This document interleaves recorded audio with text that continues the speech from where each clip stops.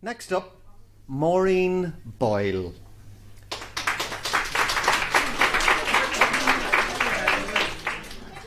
Who is an atheist. That put an end to the clapping. Only an atheist in this life, but may have been a nun or a Hasidic rabbi in an earlier one. She is also a ballet dancer and an architect in her dreams. Originally from Sion Mills in County Tyrone. The second reader from County Tyrone. We'll have to tighten up our rules, Biddy. From Sion Mills in County Tyrone, now living in Belfast, Maureen is reading Box Room. Maureen.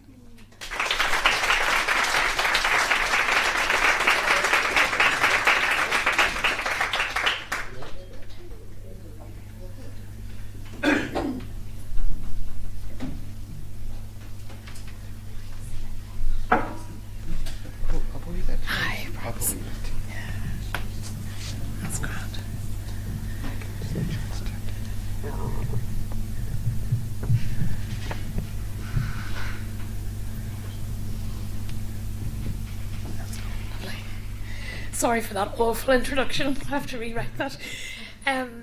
Anybody that knows me, this is not about Malachy, but it is memoir. Box Room.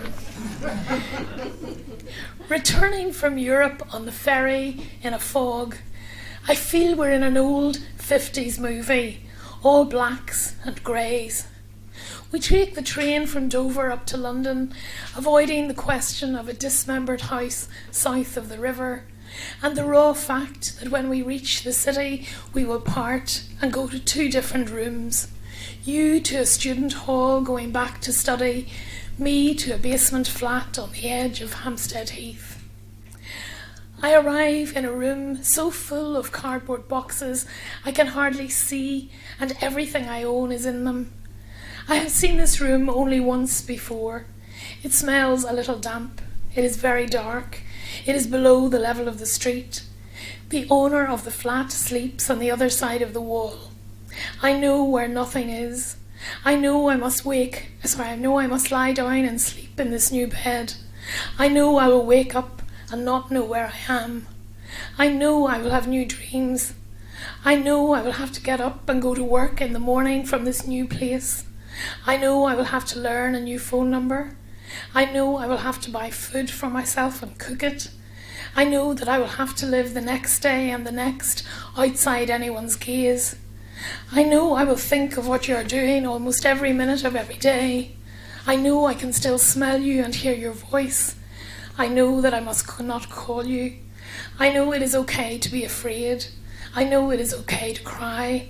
I know that someday I'll be happy again. I tell myself this. Often in September I remember that time and the ginkgos in Russell Square where I'd have toast and tea before work in the bright blue London mornings. I was working in the periodicals room of Senate House, fetching journals from the Tower, making minute entries in the records in ink, finding camaraderie among the other young people amid an old-fashioned and very eccentric English library. We have been living together for over a year when we decided to make a trip to your past in Strasbourg on a train with wine-coloured leather seats. As a teenager years before, you had joined a French order of missionary priests, the White Fathers, and had trained there. Our trip was a mistake. We were coming to an end, and when we got there you began to break open. The city was postcard perfect, the wooden houses with their ornate scrolled lintels, the little hotel we first stayed in like an inn in Dickens, our first night eating Alsatian flan, my first taste of Gewürztraminer from the Route de Vin.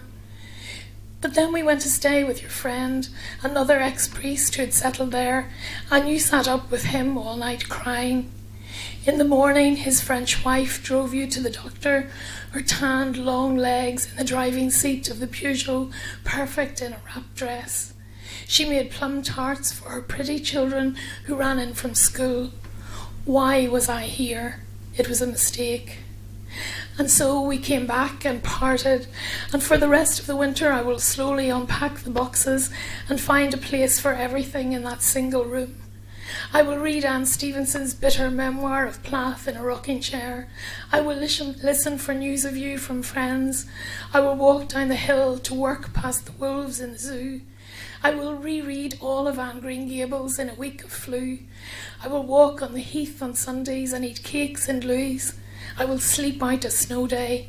I will try to sound cheerful when I speak to my mother on the phone.